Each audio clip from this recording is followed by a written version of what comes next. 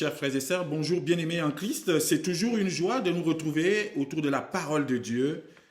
Et ce matin encore, c'est une vraie joie d'être avec vous, vous qui êtes en présentiel, mais aussi vous qui êtes connectés.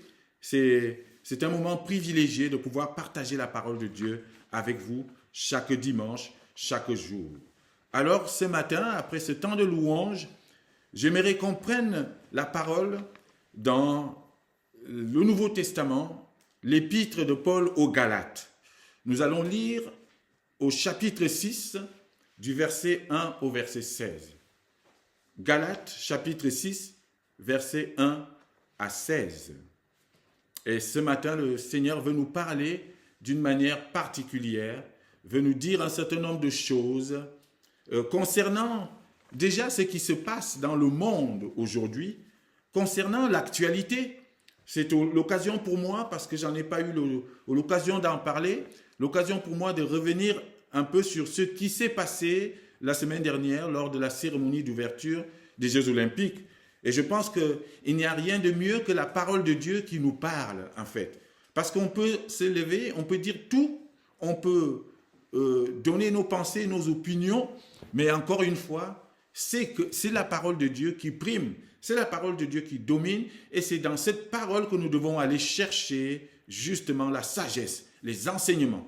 Qu'est-ce que Dieu a à nous dire à travers ces choses, ces événements qui se passent dans le monde aujourd'hui? Moi, ce que je veux dire, et c'est la parole de Dieu sur laquelle je m'appuie, nous dit un certain nombre de choses. Il se passe beaucoup d'événements dans ce monde ces derniers temps. Encore, on a vu dans la cérémonie d'ouverture des Jeux Olympiques un certain nombre de choses qui nous ont été présentées, des tableaux qui ne nous ont pas plu, des tableaux qui sont allés trop loin, et qui sont même allés jusqu'au blasphème de la scène. Ce dernier repas que Jésus-Christ a pris avant de mourir. Et ils sont allés trop loin, ils sont allés jusqu'à blasphémer ce symbole qui est vraiment puissant pour les chrétiens. Et au-delà de cette cérémonie, il y a pas mal de choses dans le monde qui se passent, des guerres, des situations de famine, des situations de catastrophes naturelles. Et tout cela me fait dire que la fin est proche. La fin est proche. Et les événements nous confortent dans cette idée que la fin est proche. Pourquoi? Parce que Jésus-Christ avait prévu toutes ces choses. Jésus-Christ avait dit que dans ce fameux discours qu'il tient à ses disciples et à cette foule, dans Matthieu chapitre 24, si vous relisez tout le chapitre, vous allez voir que tout ce qui nous arrive aujourd'hui, Jésus l'avait prévu et il l'avait dit à l'avance. Rien ne doit nous surprendre. Et si Jésus nous a dit les choses à l'avance, c'était pour un but. Pour que nous veillions. Et pour que nous ne tombions pas dans les pièges que l'adversaire va nous tendre. Parce que ça va aller de plus en plus fort. Les gens vont aller de plus en plus fort dans la provocation, dans l'abomination, dans la débauche, dans le péché, dans la colère, dans la méchanceté. Cela va aller crescendo jusqu'au jour final où Dieu va décider de mettre fin à tout cela pour revenir implanter son royaume sur terre. Mais avant cela, il y aura des tribulations. Et nous commençons déjà à voir quelques prémices de ces choses, de ces difficultés, de ces épreuves qui vont arriver. On n'a encore rien vu, mais je pense que le pire est à venir malheureusement. Mais Jésus-Christ nous a laissé un certain nombre d'armes pour que nous puissions vraiment résister face à tout cela. La foi ne doit pas faiblir. Notre esprit de prière doit aussi monter crescendo. Plus le monde devient dur et difficile, plus nous devons accélérer et intensifier notre vie de prière, notre vie spirituelle, notre relation avec Dieu. Oui, il y a des choses qui vont mal dans ce monde et qui nous font dire que le jour approche. Et ça, c'est ce que chacun de nous doit garder dans sa tête. Le jour approche. Le jour approche, mais comment j'aborderai ces jours? Et dans quel état je me retrouverai lorsque le jour de la fin arrivera? Dans quelle situation serai-je lorsque Jésus-Christ notre Seigneur reviendra sur cette terre? Voilà la question que chacun doit se poser. Plutôt que d'être perturbé ou de se perdre dans toutes ces choses, nous devons garder le cap. Quel sera l'état de ma foi? Jésus-Christ dit, quand le Fils de l'homme reviendra sur terre, trouvera-t-il la foi? Ça, c'est la question à laquelle chacun de nous doit répondre. Sur le plan politique, c'est difficile, ça ne va pas. Sur le plan moral, on vient d'en parler, on nous montre que des abominations. On va même jusqu'à la provocation, on va jusqu'à se moquer. Sur le plan économique, c'est la crise. On n'arrive plus à joindre les deux bouts. Partout, c'est la crise. Tout le monde pleure, tout le monde est dans la misère, dans la difficulté. Même quand on travaille, on n'arrive même plus à vivre de son travail. Ça va de plus en plus mal et on voit que les choses bougent. Et cela, plutôt que de nous inquiéter, nous les chrétiens, cela doit nous rassurer et nous dire la parole de Dieu est vraie parce que Christ a prévu cela. Alors, si ces choses arrivent, qu'est-ce que je dois faire? Moi, je dois intensifier ma vie de foi, ma relation avec Dieu, ma vie de prière. Oui, j'ai parlé de cette situation morale qui se dégrade et ce blasphème, cette moquerie. La parole de Dieu ce matin nous envoie vers une parole, un thème, un verset, quelque chose qui a été dit dans la parole et dont nous devons nous rappeler. C'est que on ne se moque pas de Dieu. On ne se moque pas de Dieu. Et c'est ce que l'apôtre Paul va nous rappeler ce matin dans cet épître aux Galates. Ne vous y trompez pas. On ne se moque pas de Dieu. Ce que l'homme moissonne, ce que l'homme sème, il le moissonnera aussi. Voilà la loi spirituelle que nous devons garder maintenant. À partir d'aujourd'hui, tout ce qui se passe, ces blasphèmes, ces moqueries dirigées contre la toute-puissance de Dieu, la parole nous rappelle ce matin que nous devons tous faire attention. On ne se moque pas de Dieu. Quand on se moque de Dieu, on récoltera de la moquerie la mort, la corruption et la tribulation. C'est cela que la parole veut nous rappeler ce matin, à tous les niveaux. Et cette parole s'adresse non pas simplement aux moqueurs extérieurs, ces moqueurs de la société que nous sommes en train de pointer du doigt aujourd'hui, mais cette parole s'adresse aussi à l'Église, à nous-mêmes, aux chrétiens, aux disciples aujourd'hui. Alors que le Seigneur ouvre bien nos oreilles afin que nous entendions ce qu'il a à nous dire aujourd'hui. Le thème de ce matin, on ne se moque pas de Dieu. Alors lisons cette parole, Galates chapitre 6, nous lirons tout le chapitre, versets 1 à 16. Frères, si un homme vient à être surpris en faute, vous qui êtes spirituels, redressez-le avec un esprit de douceur. Prends garde à toi-même, de peur que tu ne sois aussi tenté. Portez les fardeaux les uns des autres, et vous accomplirez ainsi la loi de Christ. Si quelqu'un pense être quelque chose, quoi qu'il ne soit rien, il s'abuse lui-même. Que chacun examine ses propres œuvres, et alors il aura sujet de se glorifier pour lui seul, et non par rapport à autrui. Car chacun portera sa propre charge. Que celui à qui qu'on enseigne la parole fasse part de tous ses biens à celui qui l'enseigne. Ne vous y trompez pas. On ne se moque pas de Dieu. Ce qu'un homme aura sémé, il le moissonnera aussi. Celui qui sème pour sa chair moissonnera de la chair la corruption. Celui qui sème pour l'esprit moissonnera de l'esprit la vie éternelle.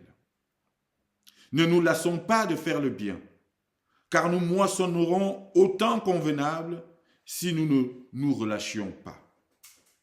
Ainsi donc, pendant que nous en avons l'occasion, pratiquons le bien, envers tous et surtout envers les frères en la foi. Voyez avec quelle grande lettre je vous ai écrit de ma propre main. Tous ceux qui veulent se rendre agréables selon la chair vous contraignent à vous faire circoncire, uniquement afin de n'être pas persécutés pour la croix de Christ. Car les circoncis eux-mêmes n'observent point la loi, mais ils veulent que vous soyez circoncis pour se glorifier dans votre chair. Pour ce qui me concerne, loin de moi la pensée de me glorifier d'autre chose que de la croix de notre Seigneur Jésus-Christ, par qui le monde est crucifié pour moi comme je le suis pour le monde. Car ce n'est rien d'être circoncis ou incirconcis. Ce qui est quelque chose, c'est d'être une nouvelle création. Paix et miséricorde sur tous ceux qui suivront cette règle et sur Israël de Dieu. Que personne désormais ne me fasse de la peine, car je porte sur mon corps les marques de Jésus.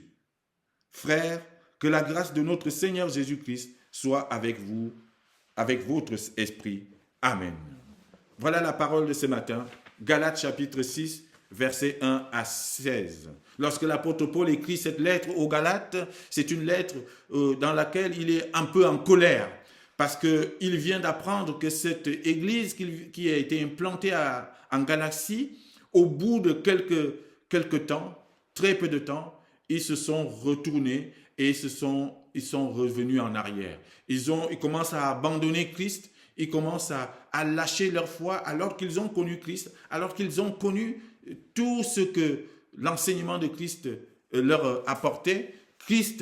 L'apôtre Paul leur a apporté l'évangile et une fois qu'il a tourné le dos, ils se sont laissés embobiner par les faux prophètes, par les faux enseignants qui sont arrivés et ils ont retourné en arrière. Et il va écrire cette lettre en disant « Je m'étonne de la rapidité avec laquelle vous vous retournez en arrière alors que vous avez connu Christ. » Il dit « Vous couriez si bien, mais qui vous a arrêté ?» Et c'est ça la question de l'apôtre Paul. Et dans ce chapitre 6, il va exhorter ces Galates à rester dans la foi, à continuer à s'aimer le bien autour d'eux, quel que soit ce qui se passe, quelles que soient les tribulations et quelles que soient les difficultés qu'il y a autour d'eux. Et dans ce chapitre, la première chose que l'apôtre Paul dit aux Galates et qui peut nous concerner et qui nous concerne aussi ici, c'est d'abord une mission.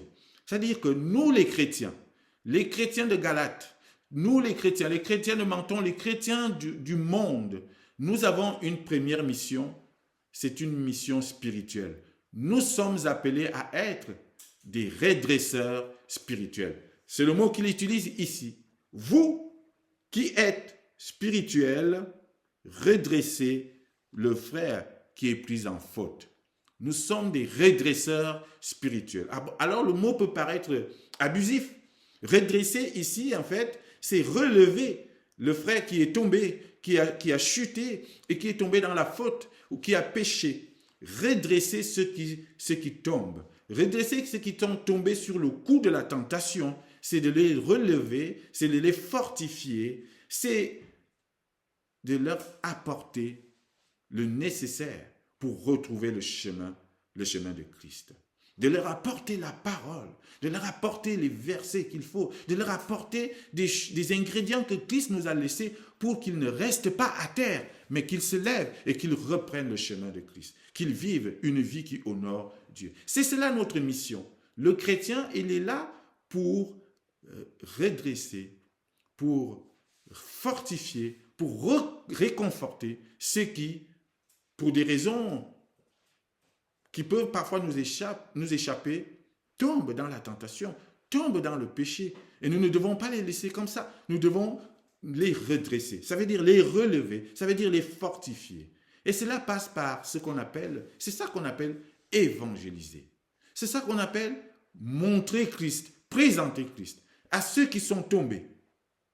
Frères, si un homme vient à être surpris en faute, vous qui êtes spirituels, il s'adresse bien aux chrétiens. Vous qui êtes spirituels, et nous sommes censés être spirituels, il dit, redressez-le.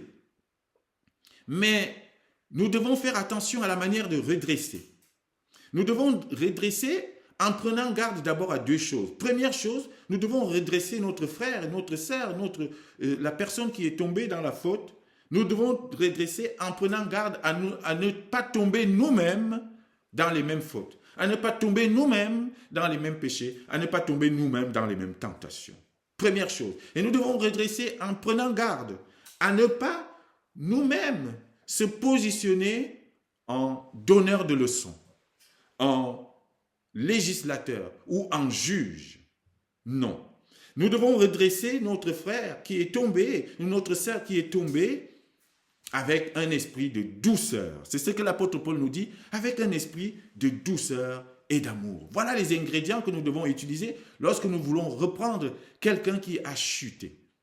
Dans cette mission que Dieu nous donne, nous devons être remplis de douceur et d'amour. Autrement, ça ne marchera pas. Si nous voulons reprendre un frère ou une sœur qui est tombée avec force, avec critique, en pointant du doigt et en essayant de donner des leçons, cela souvent ne marche pas.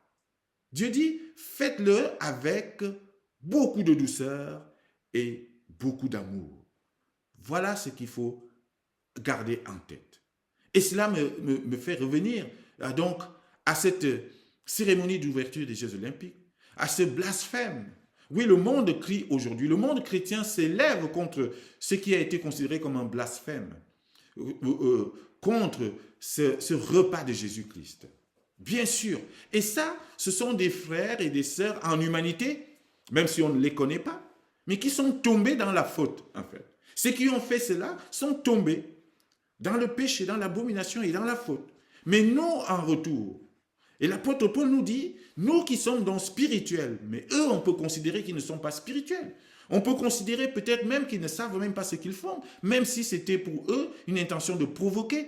Nous qui sommes spirituels, la chose que nous avons à faire, c'est de les redresser avec douceur et avec amour. Ça veut dire, c'est d'aller leur apporter la parole, de leur apporter la connaissance, c'est d'aller leur présenter Christ qu'ils ne connaissent pas et leur dire la vérité, mais en douceur et dans l'amour. Nous ne devons pas tomber dans la haine, nous ne devons pas tomber et nous laisser guider par la colère. Bien sûr que nous devons dénoncer, bien sûr que nous devons crier fort au scandale, mais faisons-le avec douceur et amour. Voilà comment on peut justement réussir à gagner, c'est ça le terme qui est utilisé dans la parole, à gagner le frère ou la sœur qui est tombé.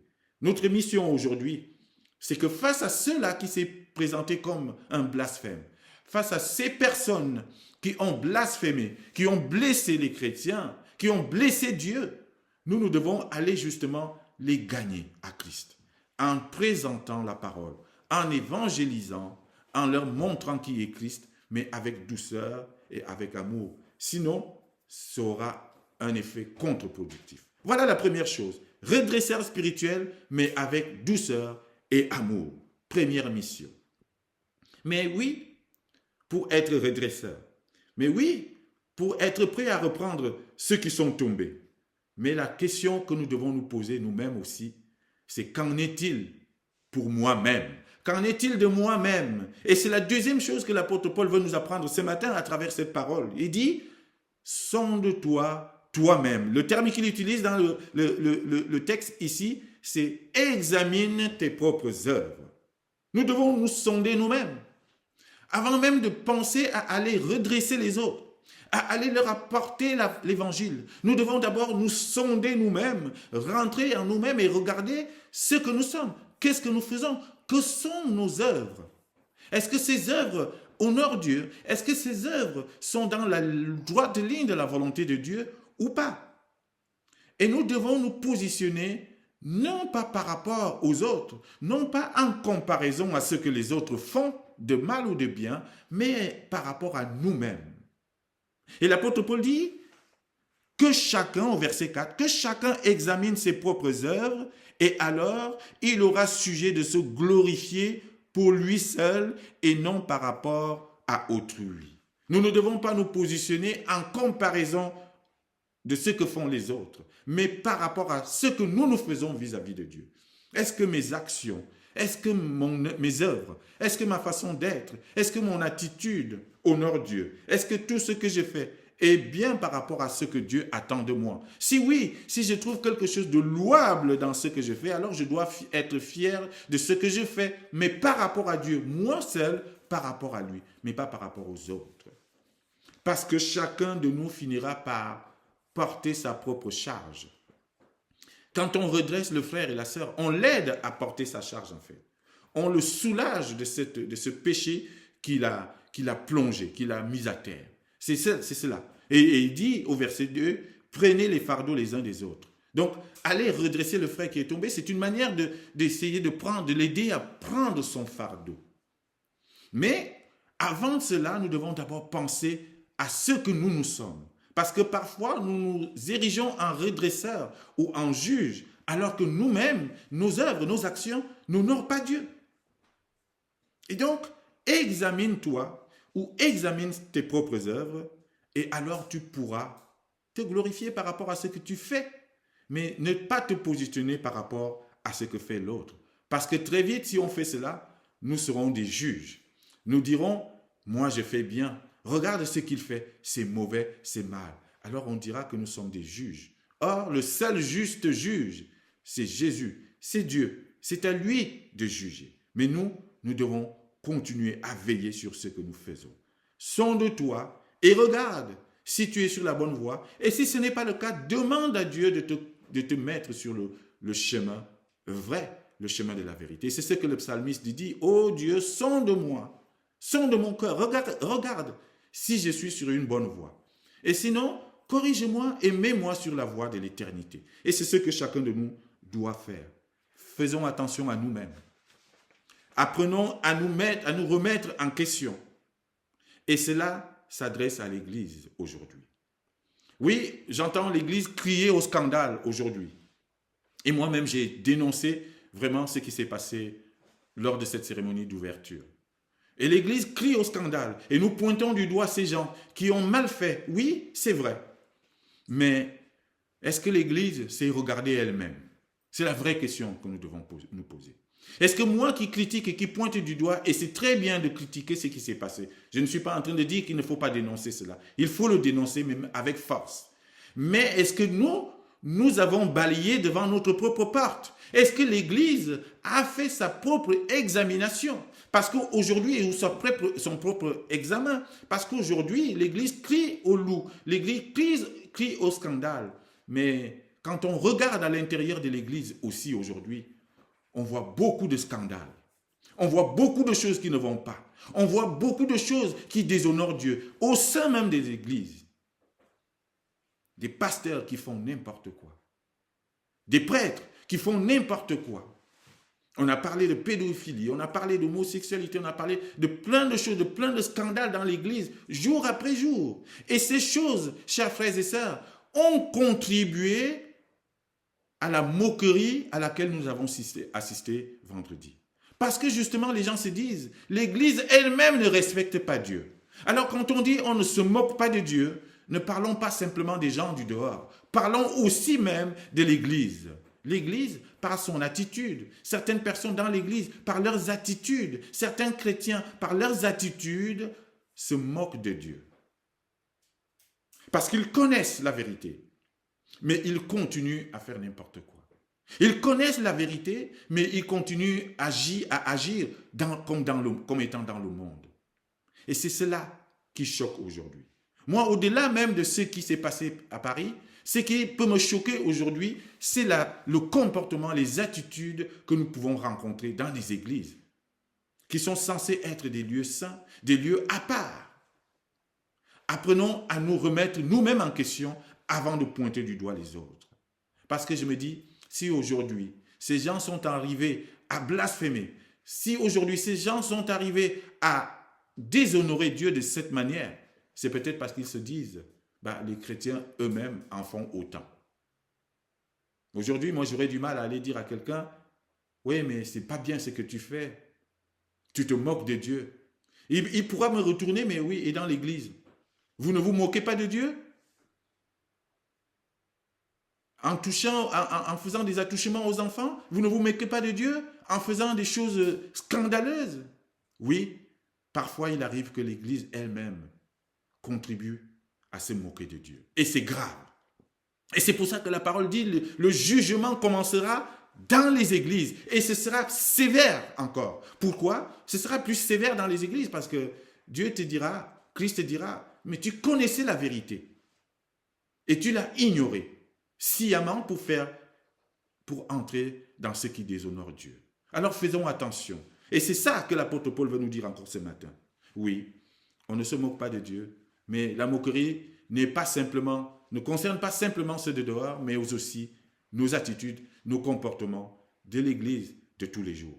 Prions pour cela, que le Seigneur remplisse son Église de son esprit, afin que les hommes d'Église, les hommes de Dieu, les femmes de Dieu, ceux qui sont chrétiens, puissent être des dignes représentants de notre Dieu. Nous devons être des dignes représentants de notre Dieu, par notre attitude, par notre façon d'être. Et c'est ainsi que le monde va respecter Dieu. Parce que si nous-mêmes, nous ne respectons pas Dieu, si nous-mêmes, nous ne craignons pas Dieu, comment voulez-vous que ceux qui ne sont pas spirituels craignent Dieu? Et ça donne ces choses qu'on a vues la semaine dernière. Alors faisons attention à cela. Faisons attention à nous-mêmes. Veillons à nous-mêmes. Veillons à notre comportement. Soyons de bons exemples pour que d'autres puissent justement nous imiter et ne plus se moquer de Dieu. Et troisième chose, c'est que oui, je vais réinsister là-dessus, c'est le verset 7 et 8 qui nous le dit, et je vais le relire. Ne vous y trompez pas, on ne se moque pas de Dieu. Ce qu'un homme aura sémé, il le moissonnera aussi. Celui qui sème pour sa chair moissonnera de la chair la corruption. Mais celui qui sème pour l'esprit moissonnera de l'esprit la vie éternelle. Oui, on ne se moque pas de Dieu. Chers frères et sœurs, on ne se moque pas de Dieu, et je viens de le dire, on peut se moquer de Dieu de différentes manières.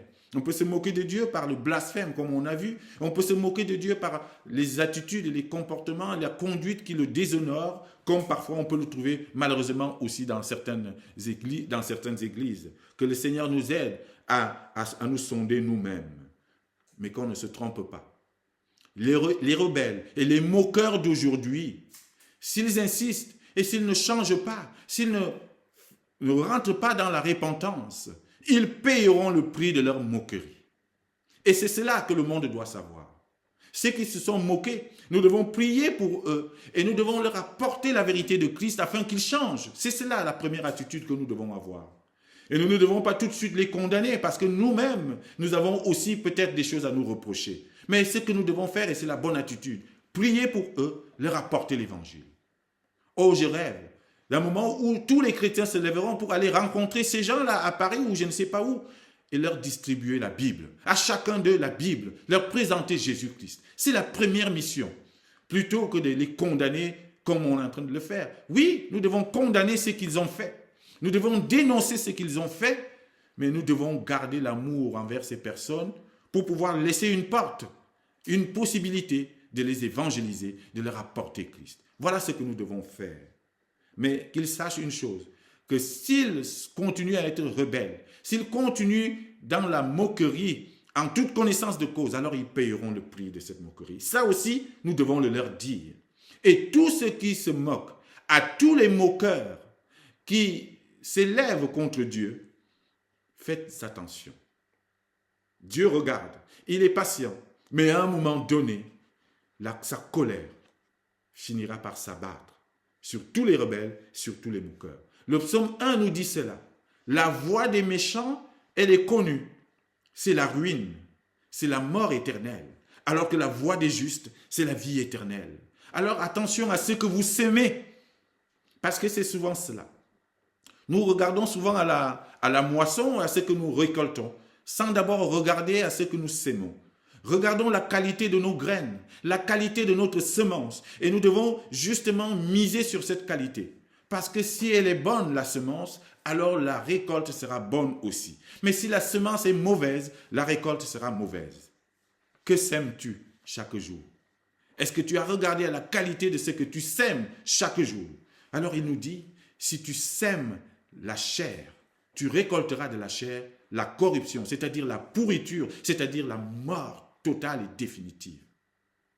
Voilà, nous sommes avertis. Et il dit, si tu sèmes par l'Esprit, et tu recevras et tu récolteras de l'Esprit la vie éternelle.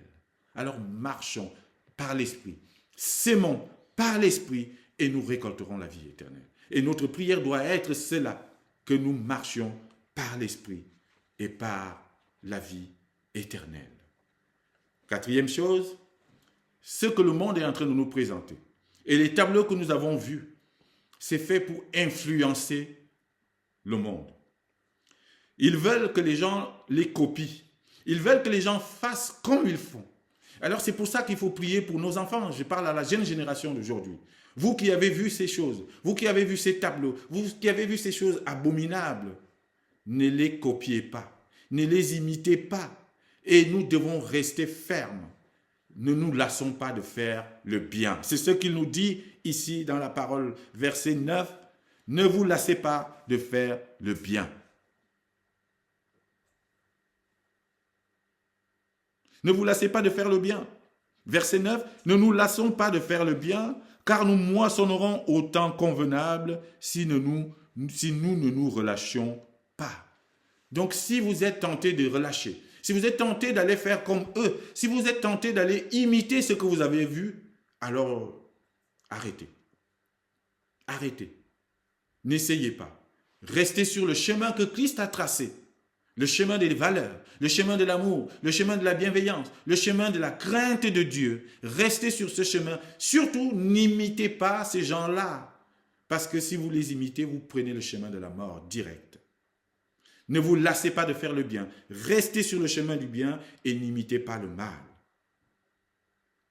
Le monde des moqueurs, le monde de tous ceux qui se moquent de Dieu, veut influencer la société tout entière. Mais le chrétien, lui, doit rester ferme. Ne pas se décourager. Et surtout ne pas imiter ce que les autres font. Ne pas imiter le mal qui est fait. Et c'est cela notre prière.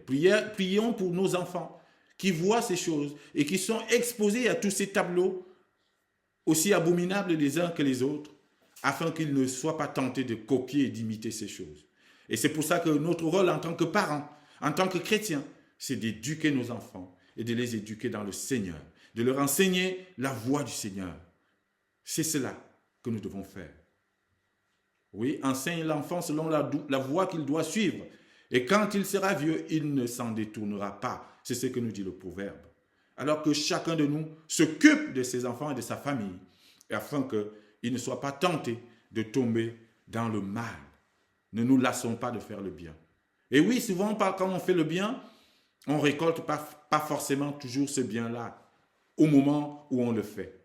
Parfois même, on fait le bien, on récolte que des claques. Mais cela est fait pour nous décourager. Mais la parole nous dit, restez ferme, fais le bien, même si le monde ne te rend pas ce bien-là. Il dit, tu récolteras ton bien au temps convenable, c'est-à-dire au temps que Dieu, lui, l'aura décidé. Peut-être pas tout de suite, mais il y aura un temps où ceux qui font le bien et qui insistent dans le bien récolteront de leur bien la vie éternelle.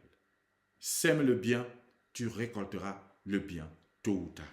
C'est ce que la parole nous dit aujourd'hui. Alors pour finir, ce que nous devons connaître et savoir par-dessus tout, nous ne devons pas chercher à nous glorifier des œuvres ou des choses du monde. Nous ne devons pas chercher à nous glorifier parce que ces gens qui ont montré ces tableaux voulaient se glorifier, voulaient montrer leur fierté, parce que parfois on nous parle de fierté. Ils voulaient monter une fierté par rapport à ces choses en disant, nous on est hors limite, nous on traverse la limite, nous on ne respecte pas ces choses, nous on ne respecte pas les chrétiens, nous on ne respecte pas la parole de Dieu et tout cela. Ils voulaient montrer leur transgression, ils ont même parlé de transgression. Les gens se glorifient de transgresser la loi de Dieu aujourd'hui. Quel dommage, c'est grave, c'est grave. Et ils ont parlé de transgression. Ils se glorifient de la transgression de la parole de Dieu.